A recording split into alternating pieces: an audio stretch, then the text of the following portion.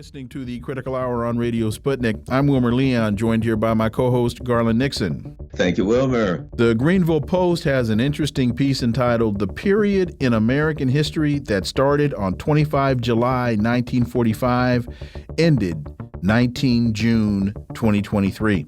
On 19 June 2023, it finally became clear that America's 78-year-long neoconservative period, i.e.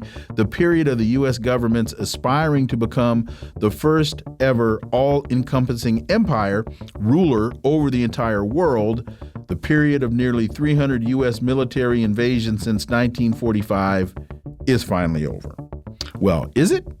Well, for insight, let's turn to our next guest. He holds the John J. and Rebecca Moores Chair of History and African American Studies at the University of Houston. He's one of the most prolific writers of our time. His latest book is entitled Revolting Capital, Racism and Radicalism in Washington, D.C., 1900 to 2000. Dr. Gerald Horne, as always, sir, welcome back. Thank you for inviting me. So the Greenville Post continues. This period started 25 July 1945 when Truman became convinced by Churchill and Eisenhower that if the U.S. would not become the world's emperor, then the Soviet Union's government would. And so Truman started the process to move the United States in that direction, creating a standing army, creating the CIA, as well as the U.S. quote-unquote Department of Defense. Your thoughts as one of our preeminent historians, Dr. Gerald Horne, is this an accurate assessment? Well, I certainly understand the sentiment suggesting that the so-called unipolar moment, the United States as the indispensable nation, the sole remaining superpower, is finally coming to a close. Now, the issue is, as the author suggested, did that take place just a few days ago, or did it take place with the 2007-2008 financial crisis on Wall Street? However, whether or not you agree with the author or agree with other analysts, it's apparent that we're in a new international situation. And you need look no further to understand what I'm suggesting than what's going on with France right now. President Macron is fundamentally trying to ride two horses going in different directions at the same time. And I think it reflects the fact that on the one hand, he is in solidarity with his European Union comrades with regard to Ukraine, with regard to imperialism's goals generally.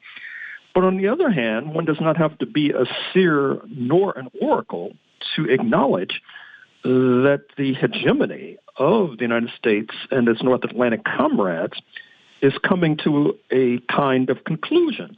And you see that with regard to Macron in terms of an issue we discussed on these airwaves just a few days ago, his attempt to wangle an invitation to the BRICS summit, Brazil, Russia, India, China, South African summit in South Africa in a few days. Some, of course, just see that as showboating on his part, perhaps an attempt to show up as a kind of Trojan horse or saboteur. But another way to look at it is that he's trying to reposition France for the inevitable. You also see this with regard to Mr. Macron shaking hands with President Maduro at a recent climate summit that took place just a few weeks ago, which was fundamentally a thumb in the eye of U.S. imperialism. You see it with regard to the European Union public opinion polls suggesting that the citizenry is not in accord with the new Cold War with China. And certainly that befits Mr. Macron's sentiment. Recall his going to Beijing just a few weeks ago with a plane load of businessmen in tow, and on the plane back, basically throwing cold water on the idea of a new Cold War with China. But it's not just Mr. Macron. Those who paid attention to the St. Petersburg International Summit that took place in Russia just a few days ago might have noticed the prominent role played by Dimitri Symes. Now, those with as much gray hair as mine recall that he at one time was a prominent defector from the Soviet Union. In fact, touted as a so-called emblem of Soviet Jewish dissidents. He became a close advisor to President Richard Nixon, in fact. But guess what? Dmitry Simes has moved back to Russia and played a prominent role in this summit. Perhaps he, too, can read the tea leaves. Perhaps, too, he's been paying attention to the Greenville Post and recognizes that the day or the era or the epic of the North Atlantic countries led by the United States is coming to a screeching halt, and it's time for a reposition. Dr. Horne, certainly, the big discussion in this article is Russia and China. So we've had an incident. Secretary Blinken goes to China. Seems like he's trying to make, smooth things over a bit. The next day, Joe Biden's out insulting the Chinese again, whether a gaffe or whatever the case, insulting the Chinese again. How does this scenario fit into the particular perspective of the U.S. kind of losing its grip on power? Well, I thought you were going to say Mr. Biden losing his grip on reality. That was going to be my question. I see. Because obviously, in terms of trying to ride two horses going in different directions at the same time, you could use that same descriptor for U.S. foreign policy towards Beijing. On the one hand, you have Mr. Blinken, the Secretary of State, going to China, first time a U.S.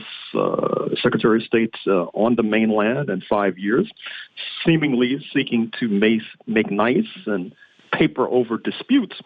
And then on the other hand, you have the loose-tongued president referring to the Chinese leader as a dictator. Recall that this loose-tongued president on a number of occasions made comments about Taiwan that were not in accord with standing U.S. foreign policy.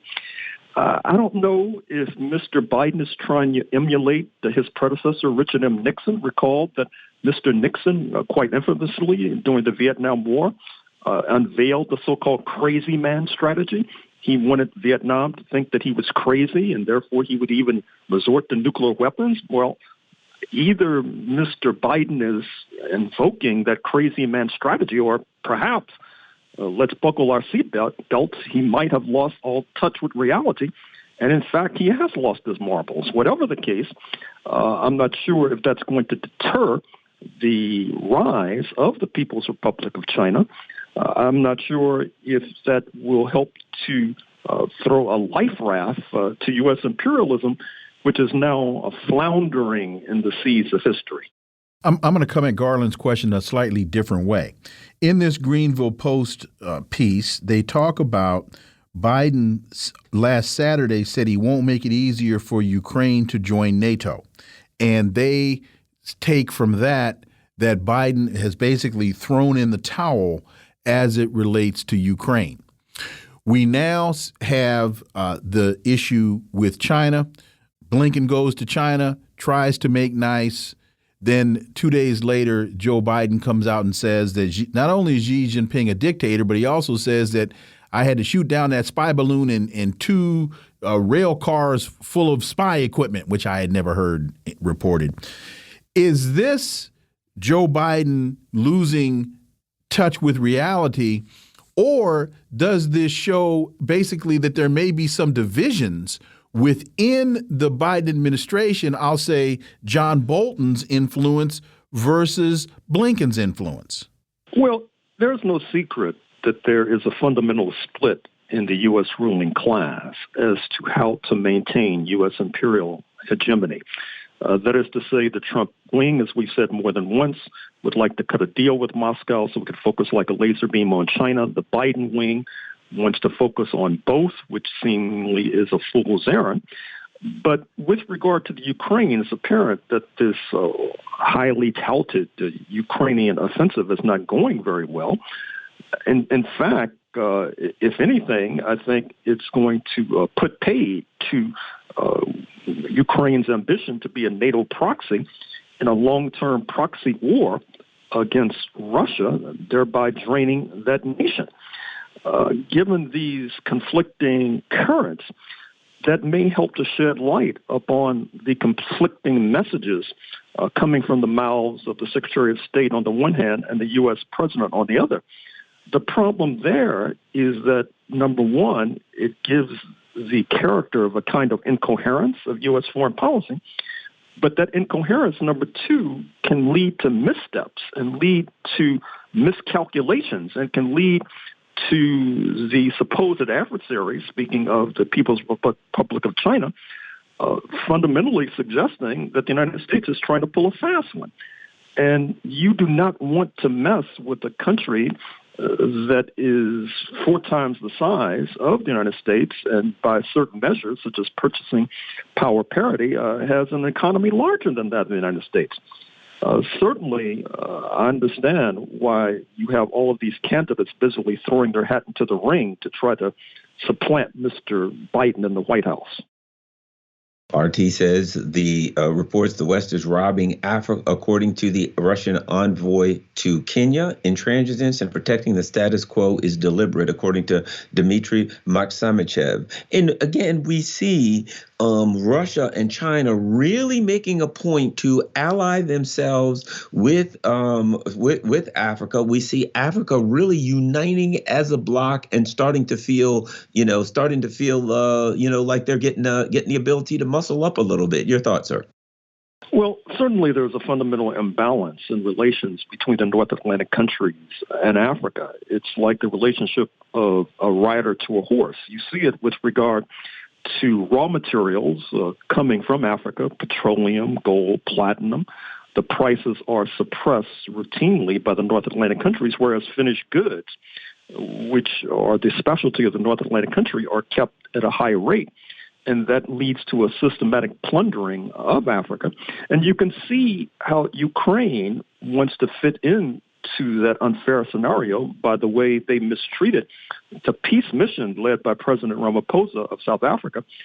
Recall that when that delegation, comprised of high-level officials from Egypt, Senegal, Zambia, Republic of the Congo, et cetera, landed in neighboring Warsaw, they were treated rather rudely, kept on board their plane for 9 hours, their security interrogated. And then, of course, they received a different kind of reception in Moscow.